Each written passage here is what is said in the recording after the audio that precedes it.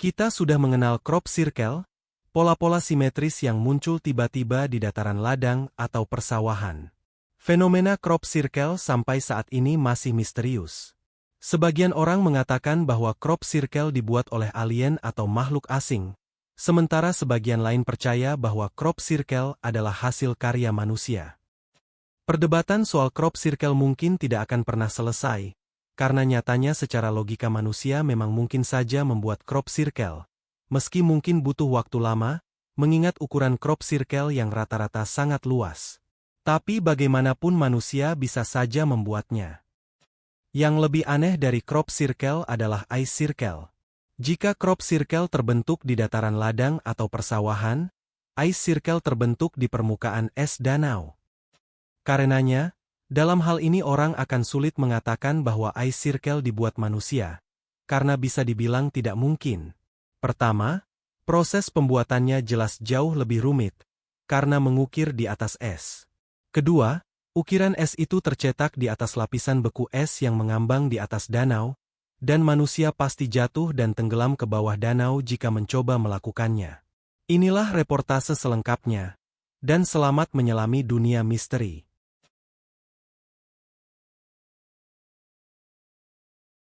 Fenomena ice circle muncul pertama kali di Norwegia. Sebagaimana negara-negara yang memiliki musim dingin atau musim salju, Norwegia juga mendapat hujan salju. Dan setelah itu bekuan es ada di mana-mana, termasuk di permukaan air danau.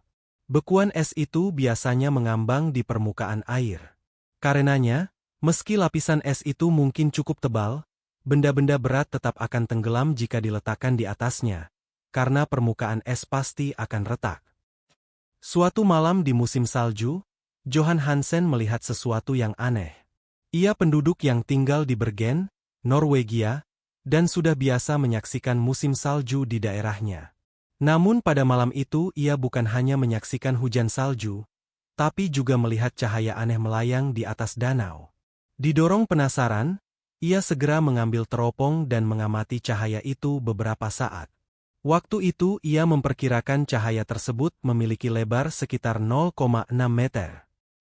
Keesokan paginya, ia menemukan sesuatu yang aneh di atas permukaan es danau, yaitu pola lingkaran-lingkaran misterius menyerupai crop circle. Pada malam ketika Hansen melihat cahaya itu, ia tidak segera menyelidiki dengan datang ke danau, karena takut terperosok ke dalam danau. Jadi ia menunggu hingga keesokan harinya. Dan yang ditemukannya adalah keindahan yang misterius. Di atas danau, di permukaan es tipis yang mengambang di permukaan air, tercetak pola lingkaran yang simetris, mirip pola simetris yang biasa muncul dalam fenomena crop circle. Lingkaran es di permukaan danau tersebut memiliki diameter sekitar 45 meter ke arah timur, dan hampir 300 meter ke arah lainnya. Hansen ataupun para tetangganya tidak pernah melihat lingkaran seperti itu sebelumnya. Geir Ottar Fagerlit, seorang ahli meteorologi yang menyelidiki fenomena itu, menyatakan bahwa lingkaran itu bisa jadi fenomena alam, namun ia juga mengakui lingkaran itu mirip crop circle yang masih belum dipahami oleh sains. Ia mengatakan, teori saya, lingkaran itu diakibatkan oleh arus yang lebih hangat, misalnya air dari tumpahan saluran air yang dapat membuat es mencair.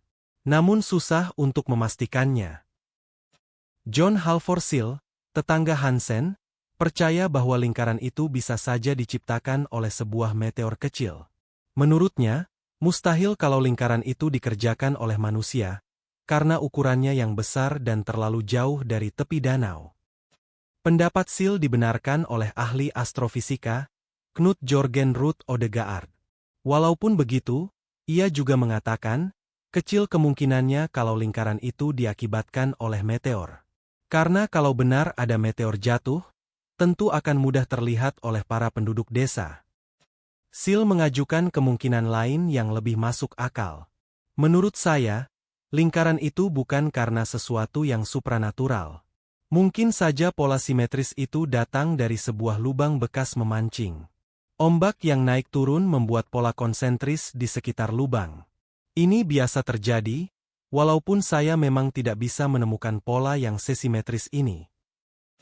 Belakangan, Datang berbagai teori mengenai asal-usul lingkaran simetris yang muncul di permukaan danau tersebut. Salah satu teori menyebut bahwa lingkaran itu bisa jadi disebabkan oleh meningkatnya suhu panas pada permukaan air, atau adanya perpindahan cepat suhu di sekitar lingkaran es. Teori lain mengatakan, terbentuknya lingkaran es pada permukaan air disebabkan aktivitas tektonik di dasar bumi, yang kemudian mengakibatkan meningkatnya suhu permukaan air. Sayangnya, teori tersebut belum mampu menjelaskan bagaimana bisa terjadi lapisan es mencair hingga meninggalkan bentuk geometris, jika memang suhu permukaan air meningkat. Seharusnya, mencairnya es tidak akan meninggalkan sisa area di sekitar yang kemudian membentuk lingkaran simetris. Meski fenomena aneh itu kadang masih muncul di Norwegia, namun sampai saat ini belum ada penjelasan yang mampu mengungkapkan asal-usulnya. Bagaimana menurutmu? Jangan lupa like, komen, share dan subscribe, agar tidak ketinggalan kisah-kisah misteri lain di channel ini. Sampai jumpa di kisah berikutnya.